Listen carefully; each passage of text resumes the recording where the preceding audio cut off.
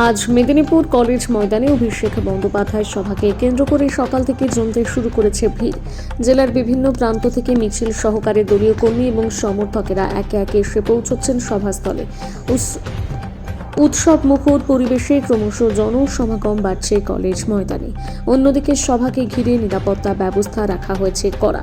সকাল থেকেই গোটা মাঠ জুড়ে মোতায়েন রয়েছে বিপুল সংখ্যক পুলিশ বাহিনী। যে কোনো অপ্রীতিকর পরিস্থিতি এড়াতে নেওয়া হয়েছে আঁটোসাঁটো নিরাপত্তা ব্যবস্থা। দলীয় সূত্রের খবর, আজ দুপুর 2:30 নাগাদ সভাস্থলে উপস্থিত হবেন তৃণমূল কংগ্রেসের সর্বভারতীয় সাধারণ সম্পাদক অভিষেক বন্দ্যোপাধ্যায়। তাকে ঘিরে সভায় কী বার্তা উঠে আসে সেদিকে এখন নজর রাজনৈতিক মহলের।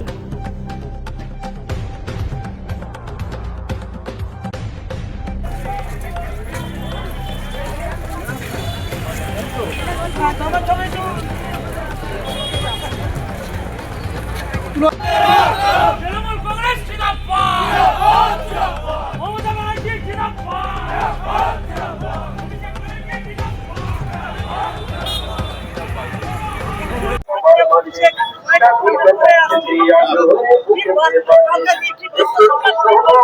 আমরা বার্তা শুনতে চাই আমাদের সর্বভারতীয় সাধারণ সম্পাদক অভিষেক বন্দ্যোপাধ্যায়, তৃণমূল কংগ্রেসের সর্বভারতীয় সাধারণ সম্পাদক উনি আসছেন মেদিনীপুরের পূর্ণভূমিতে।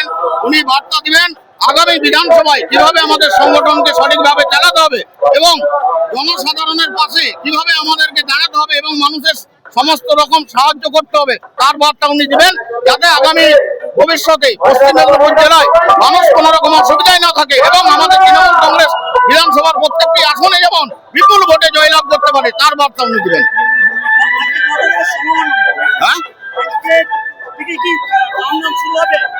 হ্যাঁ, আজ থেকে বিজেপির কাউন্টডাউন পশ্চিম মেদিনীপুর জেলা থেকে শুরু হবে।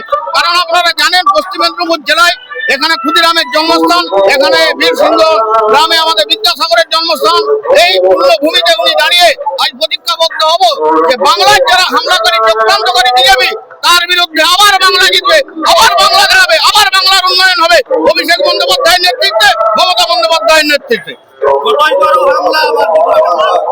আমার নাম সমন নন্দী, আমি শালবনী পঞ্চায়েত সমিতির কৃষি কর্মাধ্যক্ষ এবং শালবনী ব্লক তৃণমূল কংগ্রেসের সদস্য।